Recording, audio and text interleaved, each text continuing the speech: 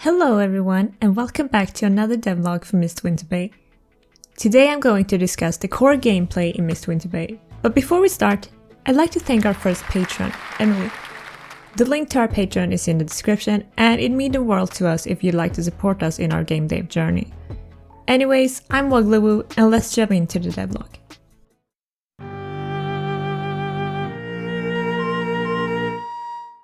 If you've seen our previous devlogs or just gameplay footage, you've probably seen that there's a lot of dialogue in this game. And that's pretty obvious because it's a visual novel after all. Dialogue is the main aspect of this game, but compared to more traditional visual novels, we have a bit more to offer in addition to the dialogue. For example, the town view. In devlog number 2, my brother talked a bit about the town view that's such a big part of both the story and the function of the game. To sum it up, you decide which buildings to build, and depending on which buildings you have, different characters will move in. And in turn, the characters determine your options in events and which events will be unlocked. In the demo, there are only 2 characters you need to choose between, Alm and Anglia. This is because their respective buildings are on the same lot. You need to decide if you want a magician or an alchemist, depending on who you choose. The other townspeople will be happy or disappointed depending on if they support magic or not.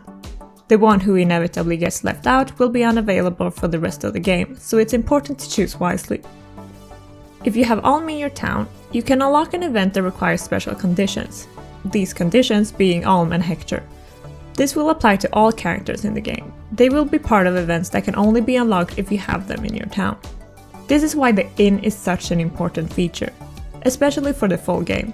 Here you can meet characters that have not yet moved in. If you're struggling to decide between characters, for example Alm or Anglia, you can talk to them in the inn and see who you like more. That way you can fill your town with your favorite characters. I've mentioned before how the full game will have around 40 characters, and most of them won't be available to you in one playthrough. The only ones you can keep by your side every time are Jack and Sophia, the foreign leaders and Empress Ophelia, along with a few permanent townspeople. These townspeople will have their own designated lot and can't get replaced with anyone else. I'm sure you're curious as to who these characters are. There's 8 of them in total, whereas 3 of them are already in the demo. These 3 are Cecil, Celia and Ediven. The other 5 are only in the full game, and if you're really curious as to who they are, you should follow us on Patreon, because one of them has already been revealed there.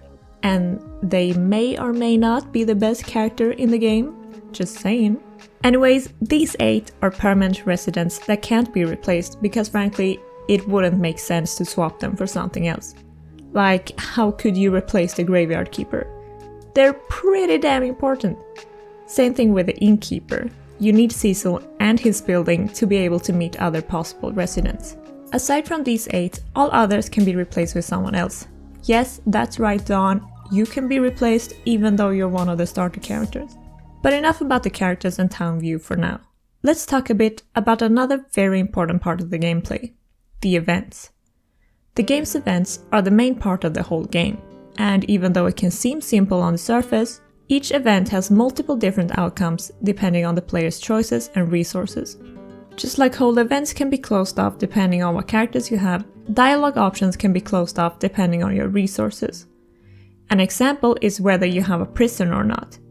It's kind of impossible to throw criminals in prison if you don't have one. In other words, you need to upgrade your villa to a keep if you want access to this specific dialogue option. Another dialogue option that might be closed off is one that requires your money.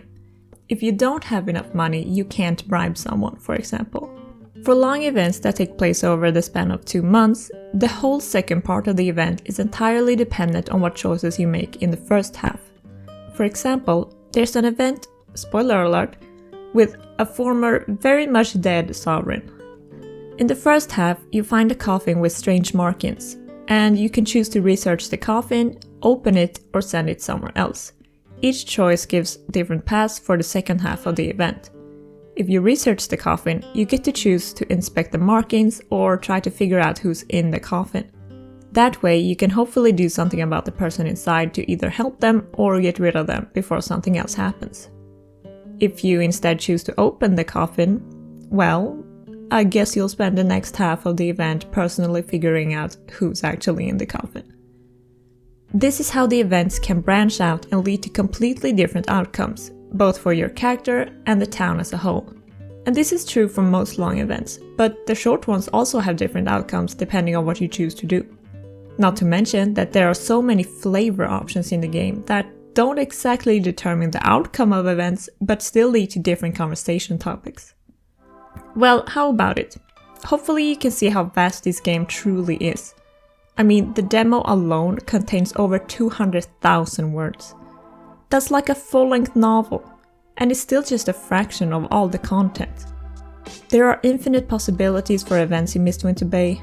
Maybe you even have some ideas of your own. Join our Patreon and we might take them into consideration. We offer lots more content on Patreon too, so make sure to check it out. Otherwise, please subscribe to not miss out on future content and updates, and we'll be seeing you next time.